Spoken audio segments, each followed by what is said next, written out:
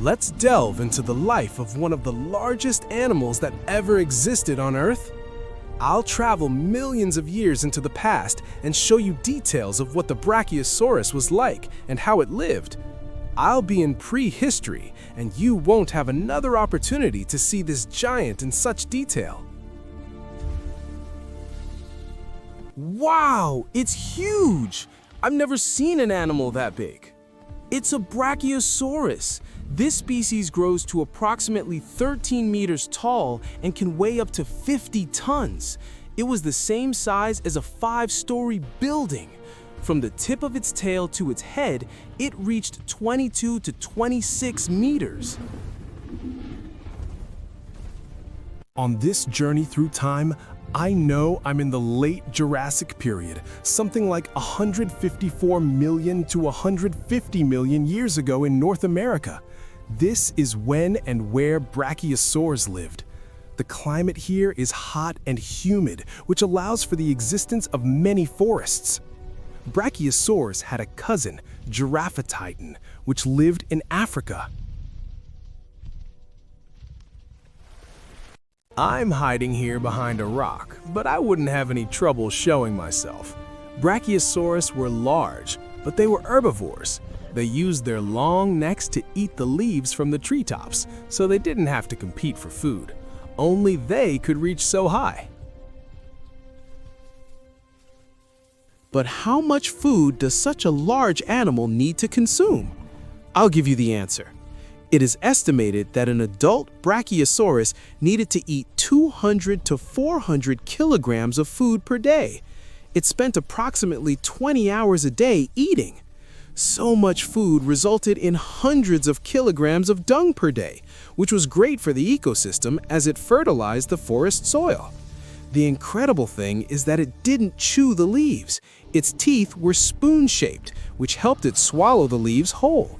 Its digestion was done by fermentation. If there was plenty of food, there was also plenty of water. Brachiosaurus drank between 500 and 1,200 liters of water per day. That's the same volume as 60 20-liter gallons. But it wasn't easy for them. Lowering their necks so far to drink water from a river was only possible because of special valves in their necks that functioned as a suction system. This prevented them from suffering a stroke due to blood pooling in their heads.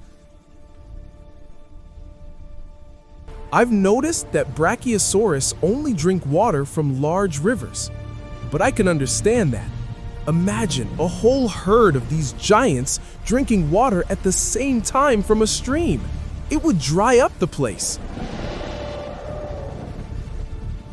I continue observing a Brachiosaurus and see a Diplodocus approaching. Like the Apatosaurus, it wasn't exactly a direct rival. After all, they all fed on tree leaves. These last two species, however, stayed in the middle part of the tree, not reaching the canopy. However, there were those who wanted to attack a Brachiosaurus. These were the Allosaurus. These, however, only weighed 2 tons, and a single stomp would be enough to exterminate them. Therefore, they only attacked sick, elderly, or young Brachiosauruses. Moreover, Brachiosauruses still use their tails for defense and prefer to travel in groups. Their legs were also powerful, delivering kicks of 50 tons. Their weak point would have been their neck, but it was very high up. The greatest risk for a Brachiosaurus was mud or unstable ground.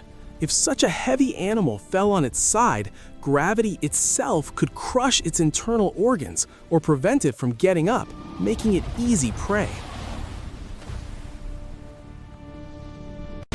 Stop now and pay attention to this. Dinosaurs like this. Here are the 15 most dangerous that ever existed.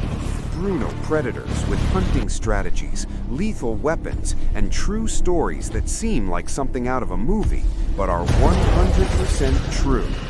This ebook reveals details that most people have never heard of, and once you start, it's impossible to stop reading. If you want to discover who really ruled the Earth, access is in the link in the description and in the first comment. But hurry, because after you see this, there's no going back. Its colossal body also had gigantic demands. To pump blood to its brain, which was 13 meters high, the Brachiosaurus needed an absurdly strong heart. It is estimated that a Brachiosaurus's heart weighed around 200 kilograms to be able to pump blood to the top of its head. The Brachiosaurus had extremely high blood pressure, about 2 to 3 times that of a human, and also possessed a valve system so that when it lowered its head, the blood would not return to the brain. A cooling system in a kind of crest prevented the heat generated by its gigantic metabolism from cooking its brain. Science cannot pinpoint the exact color of Brachiosaurus. They likely had disruptive camouflage patterns with spots or stripes when young to high in the forest, and more neutral colors or earth tones as adults. Their skin was scaly and tough. I keep tracking a Brachiosaurus, and I see an egg. Soon there will be another little Brachiosaurus on Earth. By the way, they are born weighing only between 5 and 10 kilograms, gaining almost 8 kilograms per day. They weigh more than 2 tons per year and take 10 to 20 years to become adults. They need to grow fast because their parents weren't very careful with the offspring, who became easy prey for Allosaurus. I keep wondering how they managed to grow so fast. The metabolism of the little Brachiosaurs was very high. They still had spongy bones, like those of modern birds. Thus, the skeleton was not so heavy for the offspring to carry. In fact, if a human grew like the little Brachiosaurs, our babies, who are born weighing approximately 3 kilograms, would reach 30 tons. The small brachiosaurs that managed to survive lived quite long lives. They died between 70 and 100 years of age. Some scientists, however, believe they could have lived beyond 100 years provided they didn't get sick and weren't attacked by predators. When very old, they would likely lose their ability to walk, fall, and be unable to get up again. Brachiosaurus didn't emit threatening sounds. It was like a hoarse trumpet. In fact, it's very likely they emitted infrasound, which are frequencies so low that the human ear cannot detect them. The sounds they emitted helped keep the herd together in very dense forests and also warned of the presence of any Allosaurus. Continuing on my Jurassic walk, I stop in front of a sleeping Brachiosaurus. Despite its size, it sleeps standing up. It wouldn't be easy for an animal of this size to stand up, and there was also the risk of predators attacking it. Thus, a Brachiosaurus would take naps of 5 to 15 minutes many times a day. In total, it slept 3 to 4 hours. It is believed that it would rest its neck against trees to relax. I see that Brachiosaurs live in herds, communicating through sound. The younger ones are always in the middle. The older females and the larger males lead the group, which is always moving in search of forests and water. There was no family structure. They probably gathered in a specific area to lay their eggs, but these were not incubated because of the weight of the mothers, who would certainly break them. The mothers also did not care for the offspring for very long.